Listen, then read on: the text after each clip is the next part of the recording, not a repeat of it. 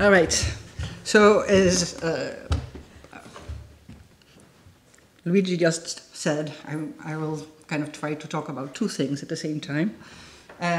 So what I will do today is I would like to kind of talk about moving towards a cartography of passive-like voices and applicative in one particular language. So, well, we heard a lot of comparative data from different languages today. I'm going to talk about one language. Also, I'm normally a field worker, and I like to work on the languages by myself, or, you know, get a feel for that. In this case, actually, I worked with the data from the literature. And I have great respect for, you know, the people who have worked on this language. It's very rich. So, and I want to kind of talk to this about the kind of in a kind of an optic of the research I've been doing for a time, which is trying to build a database for syntactic and morphological properties of the world languages that can support theoretical research. And I've been thinking about how to do this for passive-like constructions. And so this is why I will talk about passive today and the interaction with applicatives. So I think there is kind of a need in the field to make further theoretical progress, to demands kind of hypothesis or specific research questions to be tested on the basis of comparative linguistic data. And this is urgent and necessary for the field to move forward, but we don't have such a tool, okay? So we have to build one, and then that's the goal of this project. It's called Terraling. So construct a tool that can support fundamental theoretical-driven comparative research in morphosyntax and semantics that can serve now, but also for future theories, okay? So theories will change. We will not have the same insights, or, you know, theories will evaluate. So the goal today is twofold. So I'll talk about CiCewa. And for CiCewa, I will make two theoretical points, basically. I will talk about how we should conceive of the basic analysis for basic passives, and because I need to answer the question what happens to the implicit external argument, and then I will want to talk about proposals of where exactly in the large structure that we will have when we have applicatives, especially locative and instrumental applicatives, where exactly is the external argument merged? Where does it originate? And so here I'm going to go against kind of the very influential and beautiful work of Leena Pilkkanen, and I try to convince you that the data from CiCewa that is available shows she is wrong about having the external argument originate above a locative adjunct. Okay, so that's where I'm going to go. All right. There's a question about cartography. You know, what's good about cartography? We see kind of a lot of evidence for this.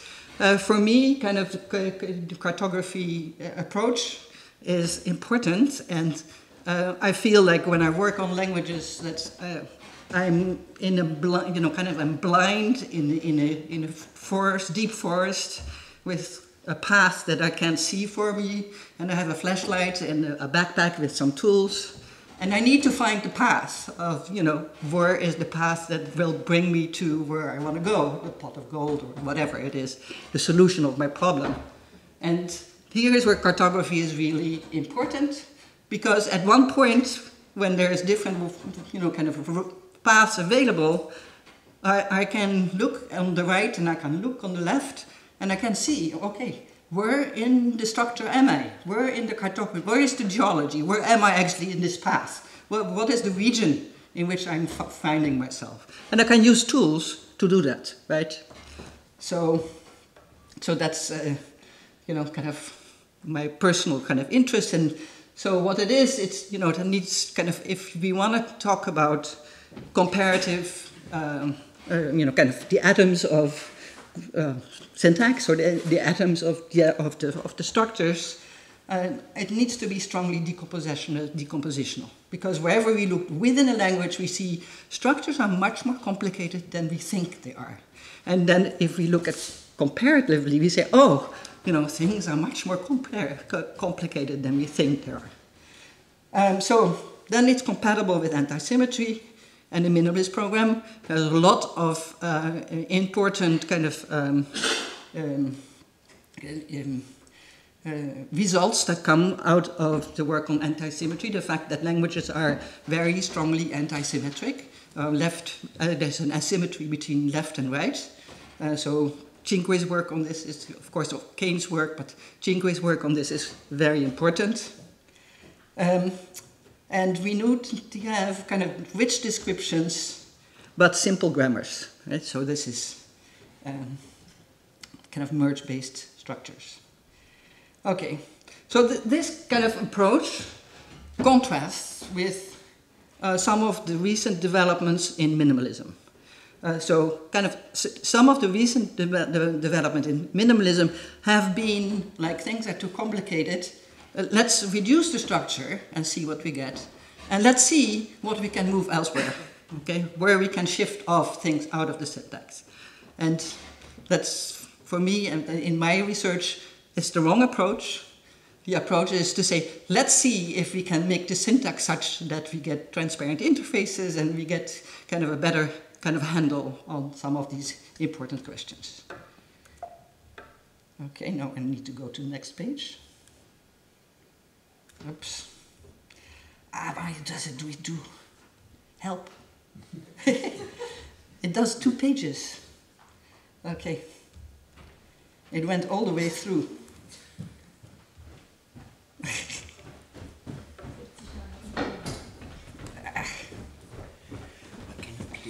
I don't know. I'm in my LaTeX PDF. What did you do?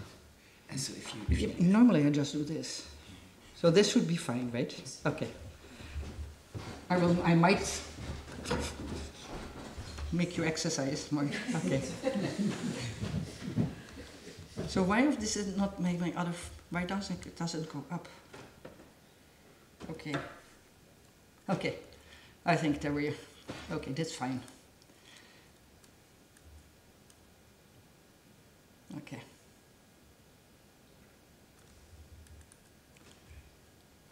All right. All right. So there's why CiCewa?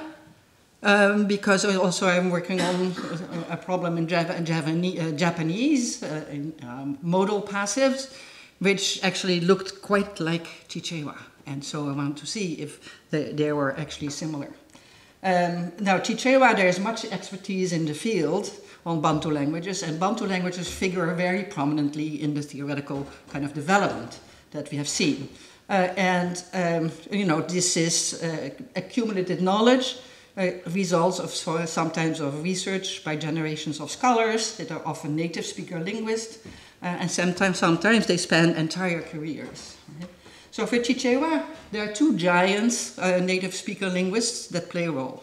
So there is Sam Muchombo, who has worked with and published with Alsina, with Baker, with Bresnan, with Hyman, and with Hyman, and all in kind of the major journals. And then there is a second linguist, native speaker linguist, Ron Simango, who has published with Dubinsky a very important article in language about stative and passives in CiCewa, and has published his thesis and a number of articles. So both people that work with Sam Muchombo and Simango work in different frameworks. So Muchombo worked with Bresnan and Hyman and works on LFG and morphology in the lexicon and linking rules in the lexicon and stuff like that. Simango worked on relational grammar. So these are different frameworks. And then another person who has been very influential in kind of understanding applicatives is Alec Morantz. and his students. And so Alec has published throughout his career, and the work Lina Pilkanen is one of the person who works in that line, and a recent student who just finished. That line is very much into the line where syntax is very minimal, everything is semantics, and it's event semantics, and based on kind of Quaterian voice, okay? All right, so what I was gonna do is talk a little bit about what we can build on. So there's not much that we can build on in types of databases, but I'm gonna talk a little bit about the typology that Keenan and Dreyer set up for passive constructions. And that's very simple. So first of all, they define what a basic passive looks like. So this is also known as a canonical passive or a core passive. Okay, this is a case where there's no agents phrase present, okay, by Mary. So it's agent and not cause, okay, so it's important that this is agent. And then there's a theme. The main verb in its non-passive word is transitive and expresses an action, so it's eventive, and it takes an agent subject and a patient object. So that immediately restricts the class of passive constructions to agent theme passives and throws out other types of passives, middles and other passive-like constructions. But if we construct a database, we really want to know these other family of constructions that all have these passive properties, right? So when we build a database, we want to kind of see how our middles and statives, how they're different, right? You know, how it's easy to please constructions working, etc. All right, so that's one thing what we want to do. But what they find, the generalization is that they find, if they look at what's known, so Ed Keenan has worked for his whole life on this problem, is that there are some languages that do not have passive constructions. Fine, okay, so we know that. So, but then they have special impersonal pronouns, and of course these special impersonal pronouns have properties in common with the silent external arguments that we find in passive, so you want to, in the end, kind of add those to a database. And then there is the fact that if a language, sorry, I have trouble using here. So then there is a question about whether the by phrase is important. Single page continues. Okay, good. Thank you, thank you. Well, very helpful.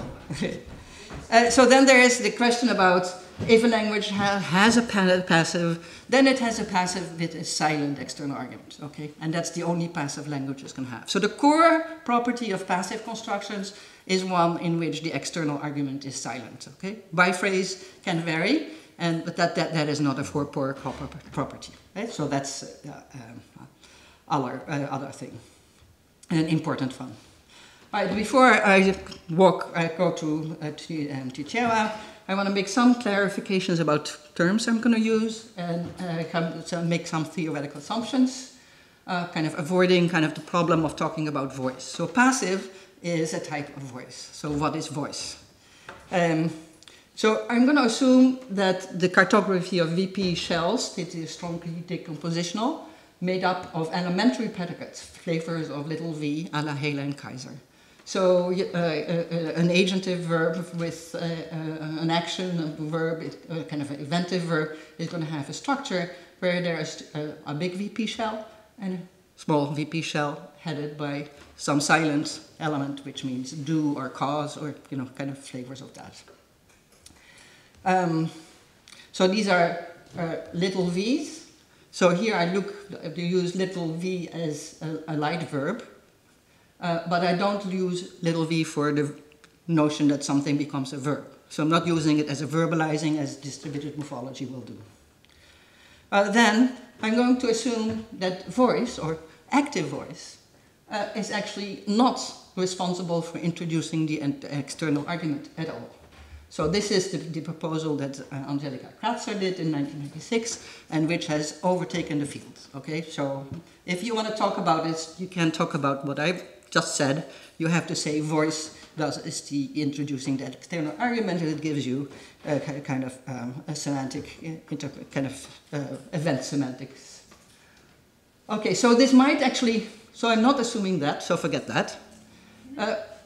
It might actually, it might look good, because now you can say, oh, what happens in passive is you just get rid of this, right? So that's kind of the old LGB type analysis. The external argument is demoted somewhere in the morphology, and it's not there in the syntax. So we're not doing that. But if active voice in English, so it's actually not active voice. And in fact, if you want to say that there's active voice, 15 minutes. Okay, so if there is a voice, if you want to say there is a voice that projects in English, it should be the voice that does things like it does in a language that has a voice system, like the Austronesian language, like Malagasy. So Malagasy has an active voice and a passive voice and a circumstantial voice. And the active voice, what it does, it just combines with any verb. Can be unaccusative, can be intransitive. It doesn't have to be an agent.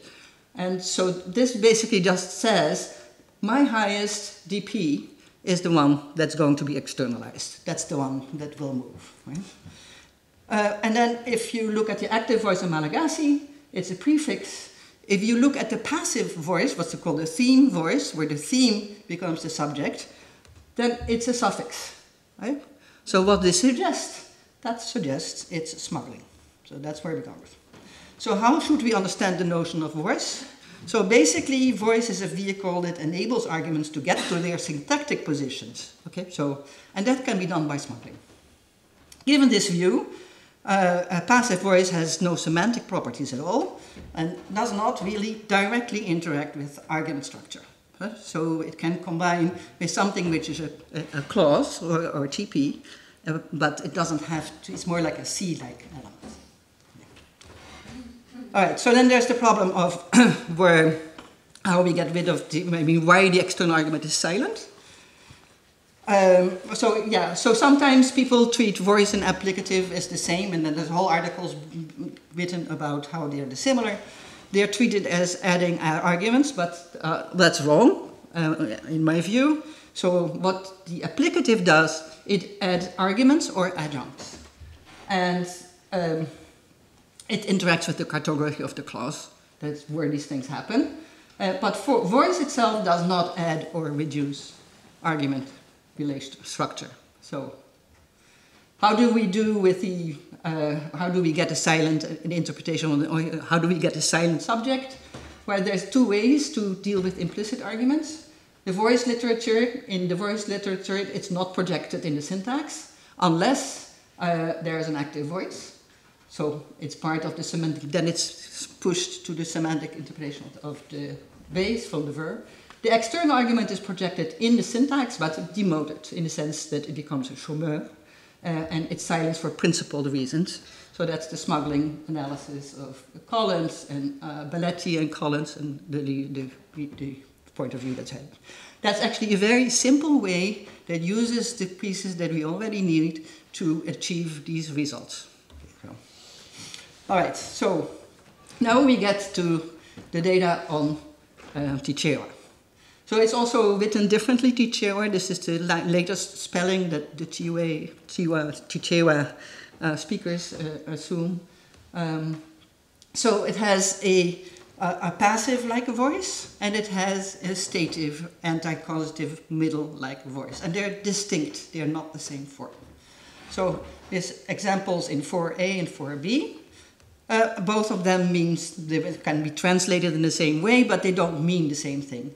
So the beans were cooked, and the beans were cooked. Actually, in the 4a, it is the beans were cooked by someone. There's an event going on. And in 4b, it's just a state. So the beans are in a cooked state. So that's the adjectival passive. Right, so what's interesting in their paper is that they use these forms and then they show the different properties that these forms have, and then they say, oh, well, they're different, right? But they're actually different in the same way as verbal passives and adjectival passives in English are. So then the question is, how is this different handled? And it's handled in their system, it's handled in the morphology separate from the syntax, right? So, but in current work and work that I've been doing, morphology is part of the syntax, so we can't say that. You have to say something else. Okay, so that's the passive one, and then we have the applicative one, and the applicative morpheme can add multiple elements. It is always the same form, but it can be adding a benefactive, or an instrument, or a locative adjunct. These all show different interpretive and morphosyntactic properties, so we have to keep track of this interpretation. And they behave differently in the order of morphemes that you get when you combine them. Right, okay. So here is a kind of a simple derivation of Keenan's basic passive construction. So minimally, it merges with a basic agent theme transitive verb, which has two properties, two projections.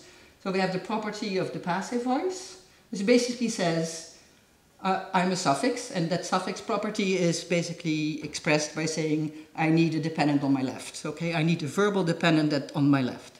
That's how you build the passive. And then it combines with a little VP that's headed by do or by cause. So, and then the other property is that these properties must be satisfied through the most local way of doing this, which is through merge. So external, internal merge. Local, sisterhood. So then we get this structure here. So passive voice has combined with this. And now the question is, how do we satisfy this question that this is a bound morpheme? How does that work? So what projection can move to satisfy the EPP? So I'm assuming anti-locality as proposed by Abels and Rizzi.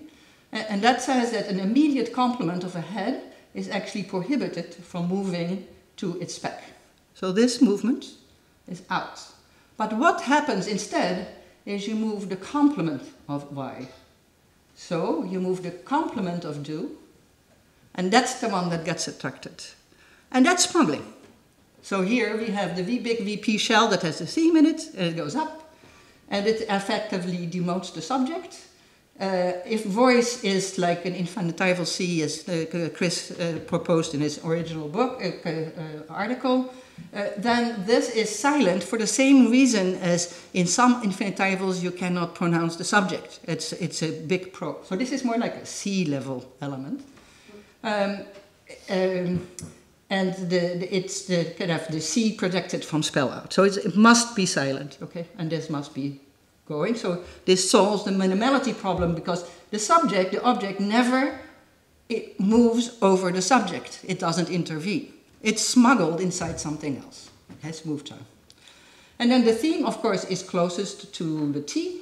And so from this perspective, it just behaves like the theme will go up, right? So that's the basic analysis for passive. Now, what about statives? Well, that's a second one, but it has the same property except for the fact that it combines with a much smaller structure. Okay, so it has this property, it's a suffix. Suffixes must build verbal specifiers, so that means actually that you also can get passive-like elements with other morphemes. And the ik of ik selects for a small transitive structure. So it's actually selecting for something which, if it has the smallest one, is like a spontaneous middle, and people in general say there is no subject at all. But it could be that so if you say something, that door opened by itself, it could be that there is some kind of indefinite cause. There's something that caused the door to open, because there's a process that happened. But you have no idea as a speaker, you're not committed to what the cause is. Okay, so that's what I'm going to assume. So the external argument is so incredibly low in the structure, so it's in a different region of the structure than the eventive one, that it cannot show its syntactic effects. So it's never sequementing anything. And there's a theme that is going to sequement that, so it's not going to be bound by something else, and so it's actually inert.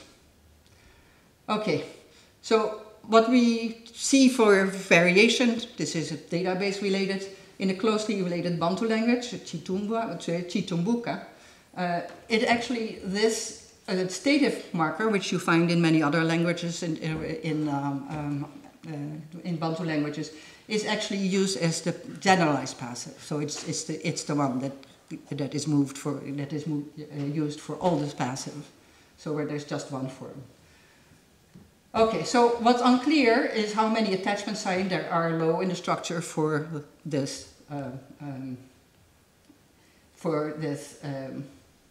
stative marker.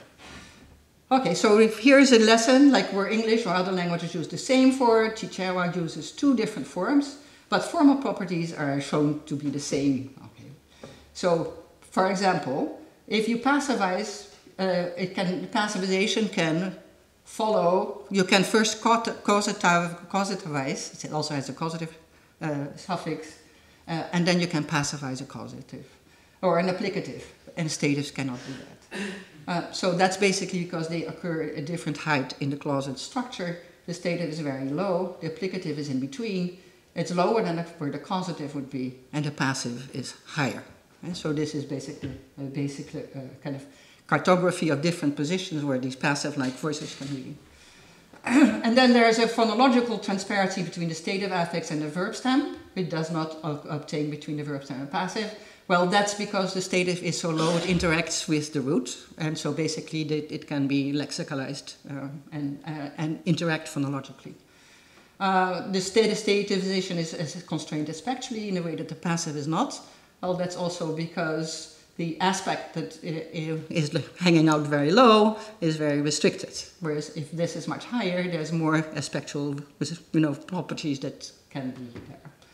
Stativization occasionally produces form whose meaning is idiosyncratic and non-compositional, while the passive does not.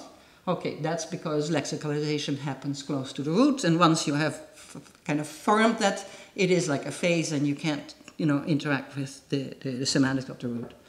And statives behave as simple intransitive verbs with respect to the ability to support a benefactive applicative, and passives cannot do that. Okay, so that's again a possibility.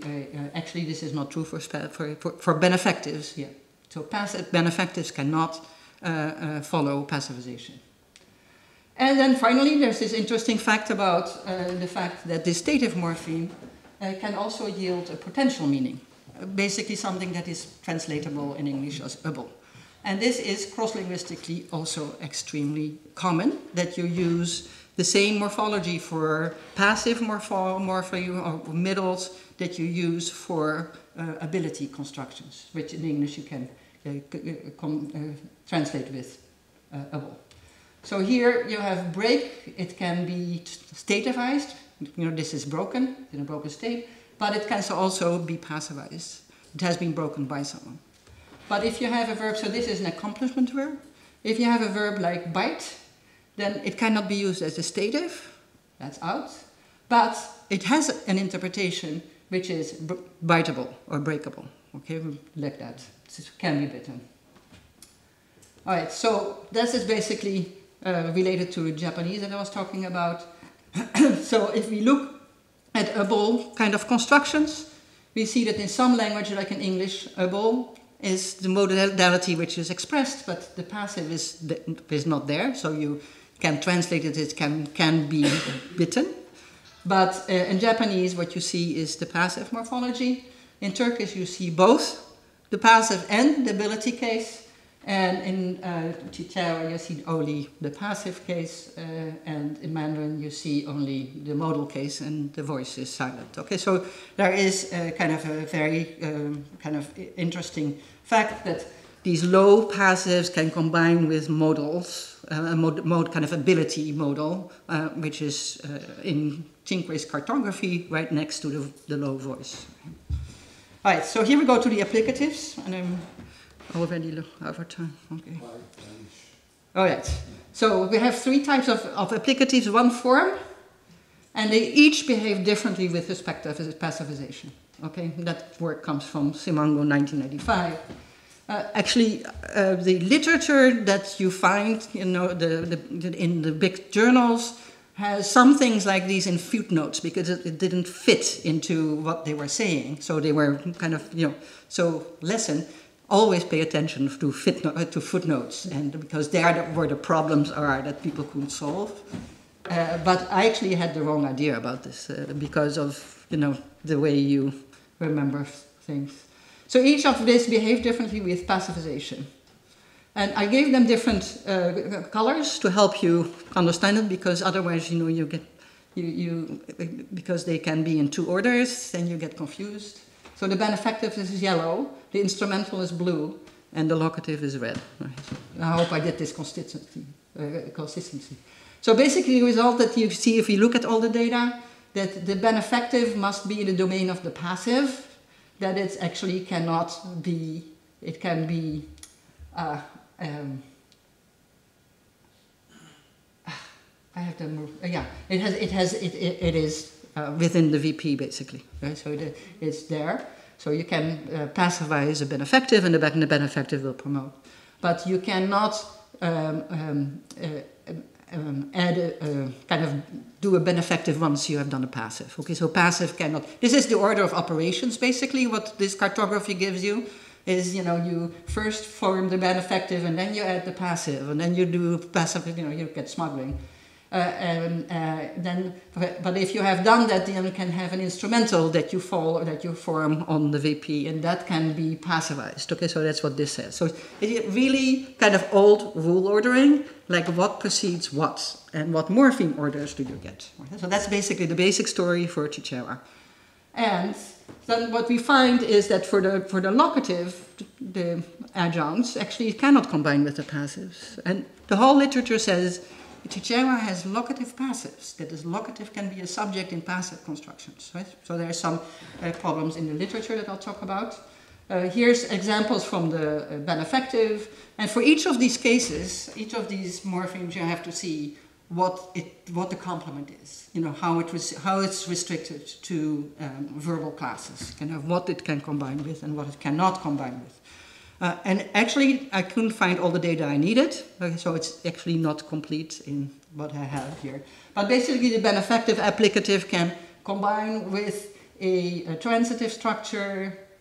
It can combine with an unergative. It can combine with an unaccusative, and basically can combine with anything. You look at Masha Polinsky's in Wild Walls, the typology, and she says, oh no, CiCewa, you can only get it with transitive verbs, okay, the benefactive. And that turns out to be wrong, so Baker was wrong in this aspect, but it made it into, you know, kind of the general knowledge base. So there is a problem with transitive, so you can transitivize, I mean, you can have an implicit object for the first object in Bantu languages, and once you have that, you cannot applicativize it. So they are in contrast, okay, so. But yeah, so this is Simango shows in his 700 pages, you know, all kinds of examples that show this. Right. So these are asymmetric. The benefic object is the first object, and it either criticizes as an object marker, so it's preverbal, or it passivizes and can be deleted. So it has all the object properties, but the theme doesn't. Okay, so the benefactive is always C-commending at all levels. The theme. All right, so it interacts with passivization, and that's what the order that you get here. Joseph danced for the chief, the dienst was danced for. And so here we see that the benefactive is closer to the verb. So you do first benefactive, and then passive is the next one, right? So benefactive. And what you cannot get is the order where you first passivize and then you do the benefactive. That's included. Okay, so that's basically part of the hierarchy, is that the applicative is below the passive. Now the high applicatives, instrumental and locative, applicative and passivization, they are passives of instrumental locatives, where the instrumental and locative is promoted. And the literature says yes, but there are contradictory claims about the data. Okay, so I'll try to make this as clear to you as I can. What is clear that passivization can appear before you have an instrumental locative applicative. So you basically have something, the letter was written, and then you add with a pencil, and then you cannot instrumentalize. Okay, so in order to be passivized, well, you have to be C-commanded by the passive voice, right? Otherwise, you're not going to show the effect. Right? So this order is not possible. And the question is, can you do the inverse order, where you first add an instrument and then you passivize? Yes, for Simango, but only the theme, not the instrument, can be promoted. So now we have a problem with the data. Does this show that there is instrumental that can be promoted or not?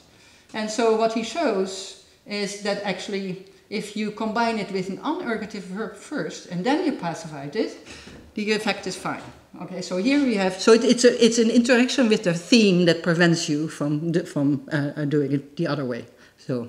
So if you add an instrumental to an unergative verb like walk, the boy walked with a stick, fine.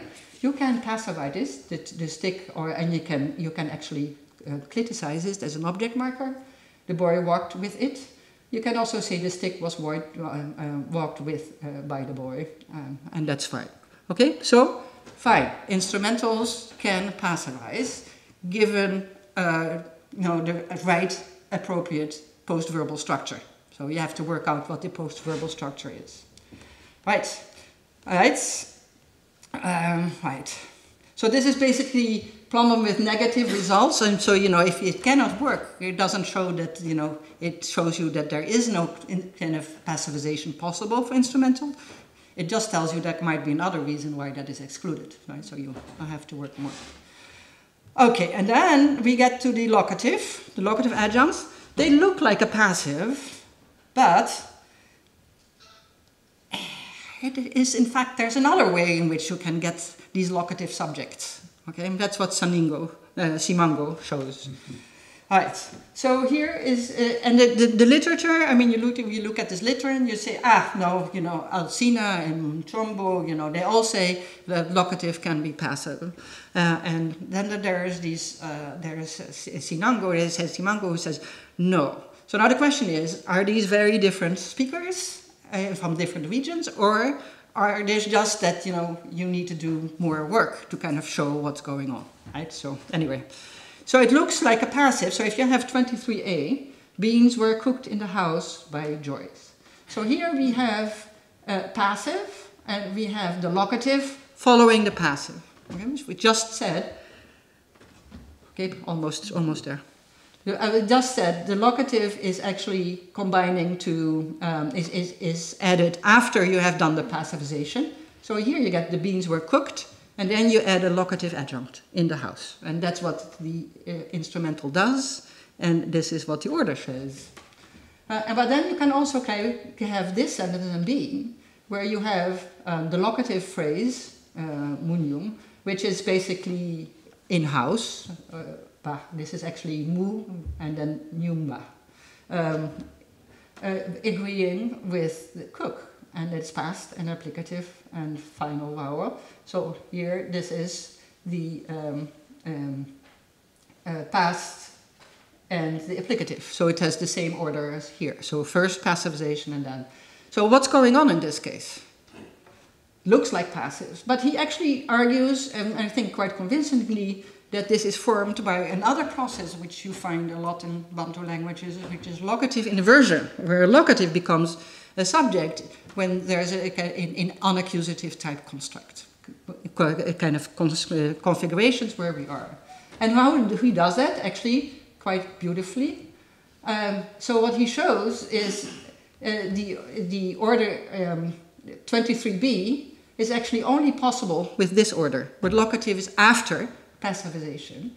And what he also shows is that this locative, this sentence here, I mean, you see the beans were cooked. This is a transitive structure. It's a passive structure. And what he shows that this order, morpheme order, is only possible if the transitive verb has been passivized. So you cannot say on the chair was sat by the chief, right?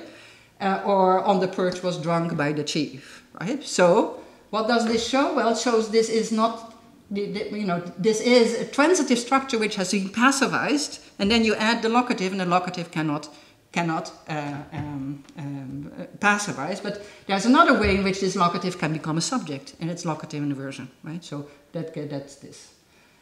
All right, so high locative applicatives in Simango's story, or his dialect actually, don't, or his internal dialect, don't passivize regardless of morpheme order. So the kind of generalization that comes out of here is that the morpheme order tells us about the order of syntactic operations. Very nice. So this is a language that is known for its mere order problems. So this is not one of them. Right? And the high applicative instrumental locatives, they're contradictory claims in the literature. But what is important about these facts is the fact that you have passivization first, and then you can have actually the external argument starting out below the instrumental applicative, not about the, okay, so this is actually, if you can have an instrumental passive where passivization follows the instrumental, it cannot be, where the locative can follow the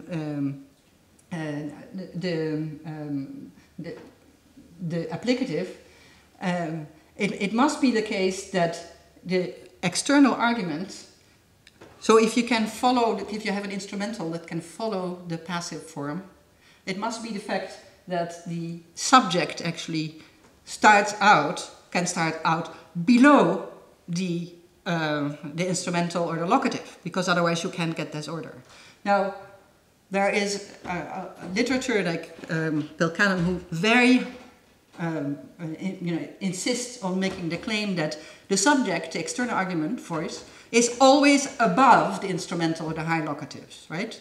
So, and these data shows that actually that is not true. So there is a passivization that happens before you get to the high locative, the high instrumental and locative. A similar argument can be made for actually for Japanese. So then there's the problem of, we get a minimality problem back. So, why is the subject going to be how do you get the theme up? And how do you get the subject up in these structures? So that's basically what I call the dance of subject and object, which is a general problem. But this is an argument that CiCewa actually shows an argument that the external argument is with the applicatives is actually generated below these applicatives. All right, so that's the first part, basically, I think. So yeah. So, well, I mean, there's another kind of, for the question period, so to kind of, maybe we should do the question period? No. There would be a very short question period as well. No, we don't do a question period. Yeah. But, there's something about the consequence of smuggling. So people think that this is for passive, but if it's anti-locality, it's all over, right? So it's actually not related at all to passive. So there are other morphemes that can give you passive effects, or if you look at Keynes' analysis of prepositional phrases, which is very convincing. It looks like, you have basically the preposition is like a complementizer.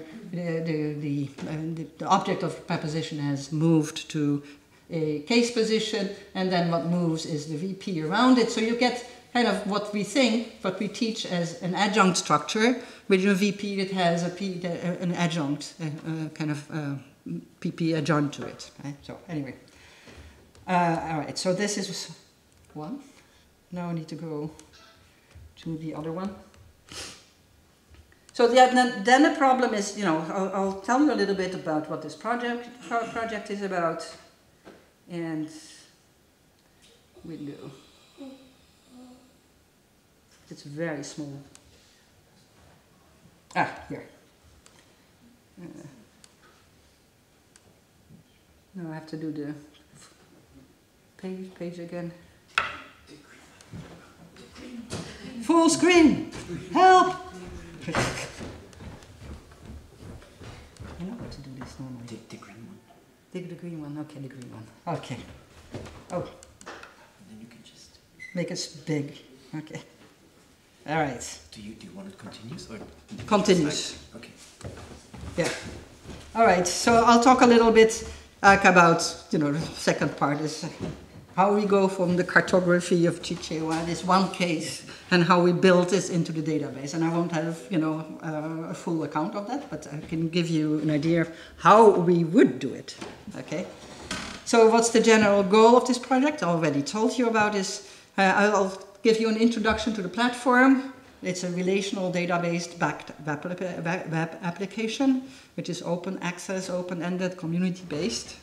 And it's actually a platform where individual researchers can set up their own research project. And I mean, I haven't said anything, but many of you in the audience actually are members of this project and have been contributing. So Mary and Paul Roger and Adriana and Edmond, okay, so at least half. All right, so it's a platform that you can actually use to set up your own research program.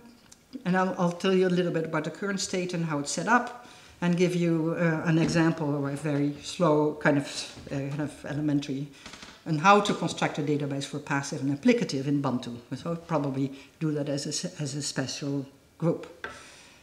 So I'm giving you the CiCewa, but it's very clear that if you look across Bantu, there's a lot of variation. There are languages that don't have passive, there are languages that have more applicatives, there are languages that have different applicatives, and it goes from basically Bantu to Atlantic, and then there's a period in the middle where there's serial verbs that are seen to be related to, whatever the applicatives do, etc. So it's a big kind of project. So I'll give you... I'm not going to talk about differences with existing databases, but okay, so this is already the general goal that I said. It's really, how do we construct together a tool that can support fundamental, theoretical-driven comparative research in morphos and syntactics that we can use to build up further. Okay, so Terraling is set up so as to be able to directly involve native speaker linguists. So it's communities, it's role-based. And so one of the lessons that we got doing this kind of work is kind of do not code up the theory, but code up the data on which theories are based. Okay, so we have to do rich descriptions on which from which the theories emerge. And so if we code up the theory, then it's not clear how we're going to go use it in the future. And the second one is set it up so that what we know about cross-linguistic variation can be captured in principle, so that we start out doing things finely grained enough. And so this is actually also very kind of important. No binning, okay? Do not try to say, okay, these things all belong together and so we shorten it, because you start doing it and you see you'll need the distinctions. And so you have to break down into kind of very small kind of parts. Avoid kind of opaque linguistic terminology, because people, will be confused. Is the Tower of Babel? We don't know what you mean if you say X, Y, or Z. Okay, so the current state is a little bit en attendant. So if you are familiar with the Ivory Coast, there's an object that goes on your feet that are called flip-flops, and they are called while waiting, so while you're waiting for real shoes. And so I feel a little bit like this, waiting for the implementation of the new user interface and facelift so we can move on. Okay. So the current database has current data sets and groups. So there's the original data set was set up by Chris Collins, syntactic structures of the world languages. There are public groups. These are public, so groups can be private and public, right? So if you are working and you want to try out things and you want to have, use your data, you can set the group up as a public group. It's very easy to set up a group. So we have done Cinque's Universal 20 database in the database, but in an earlier version. We have this pilot that this is called passive-like constructions. Kind of, this is an effort of making a start on how to, code up the properties of passive constructions. There are two semantic kind of data sets by Viola Schmidt and her groups: coordination and conjunction, quantification and plurality. Well, they have been very active. And then there are private groups, which are, it's basic. People have set it as private, right? So each Terraling data set is constructed around kind of an open set of linguistic entities. What are the linguistic entities? They can be anything. They can be languages, they can be constructions, they can be sentences, they can be even lexical items. So SSL, in SSWL, these are languages, and languages have properties. So a number of questions, queries that can be answered with yes, no. Then there are properties and property values. Each Terraling dataset contains a so-called set of properties. These are basically queries that serves to classify and compare the basic linguistic entities. So you have always the same kind of question.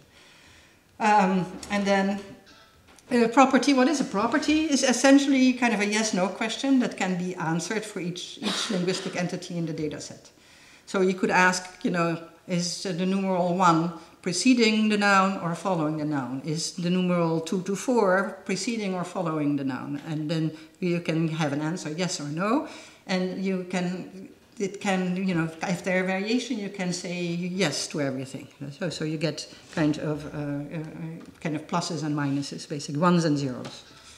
So this is a one-level data set, and then there are what we call two-level data sets, which actually are, I think, what we should be doing for much of what we do. So on the one level, you have languages and properties of languages. But then you also have a second language. Language have forms. So CiCewa has passive, idwe, and ikwe for stative. So there's two passive forms. And then you can define properties of forms. And then you can, for each of these forms, you will have to answer questions. And then you get the kind of behavior of each of these the distribution of each of these individual forms and how they work. All right, so how to adapt to it? Let me see what I did. Okay, so I'm not going to talk about properties of languages. I'm going to talk properties of forms, and something went wrong with my slides here. But one of the properties of forms is kind of whether the verb, the kind of lexical verb, whether it actually makes a distinction between active and passive. Okay? So there are languages that have no visible voice, but they have all the properties of passive. Okay, so I want to do that. And then there is the question of predicate types. For each of the forms, you have to show, can it combine with an agent theme? Can it combine with an experience or predicate? And so there are many languages for which, for example, the passive is very difficult with experiencer verbs, or cannot work with experiencer verbs.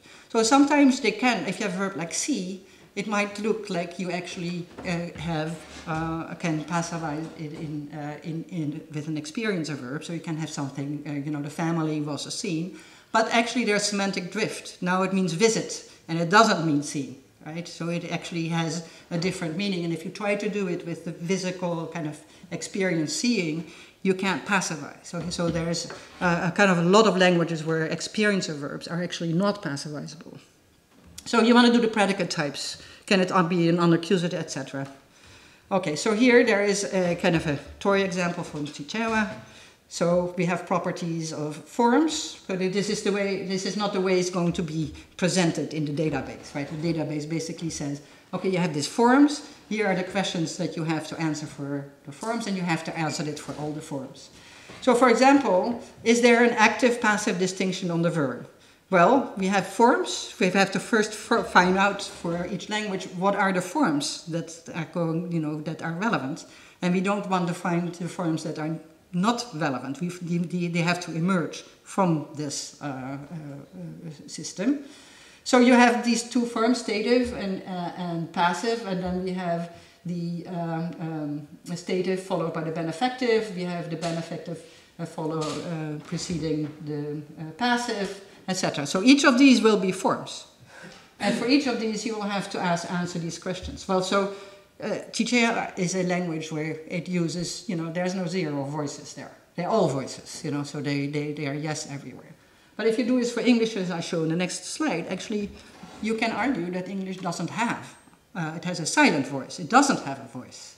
So the participle is not the voice, or the ed is not the voice. Right. So you do this for,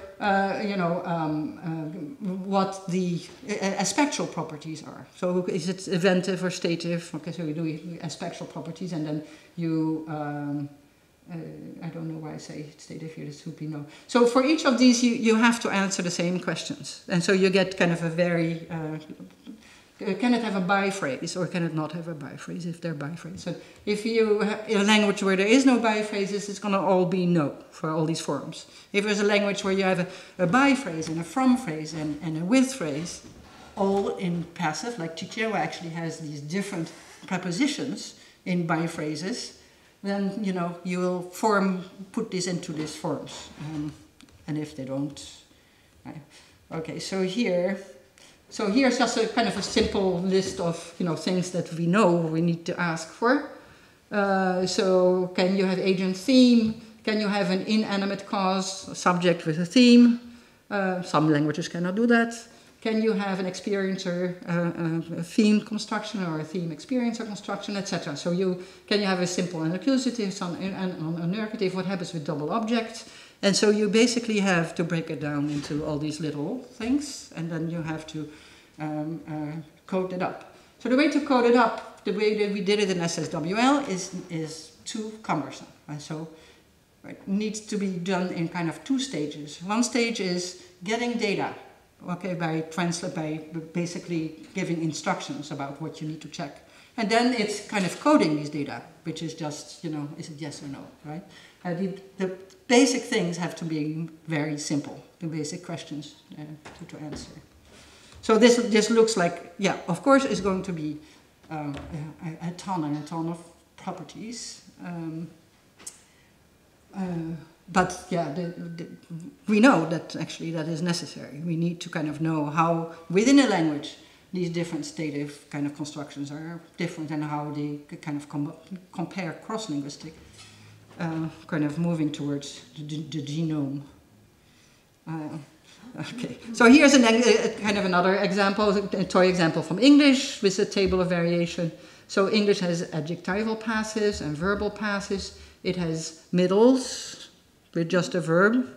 It has easy to please constructions. In some languages they come out as passives. They do the same things. And it has able. Okay, so that's another kind of property that we want to get in there. And then you see already that, is the adjective, if the active passive marked on the lexical verb, on the verb, yes, it's a participle. And that's different from, kind of the same tenses in the active. What about the middle? The middle doesn't mark the voice in English, This book reads well. Reads just looks like a verb.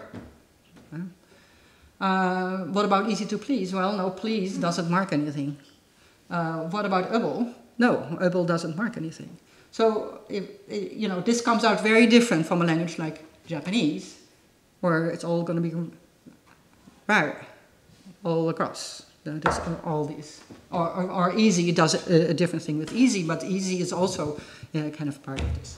Right. So that's kind of the way where we go. So, but in order for speakers to contribute, there's going to be instructions and kind of a questionnaire, which is going to be useful for anyone who works on these elements anyway. Okay. Yeah.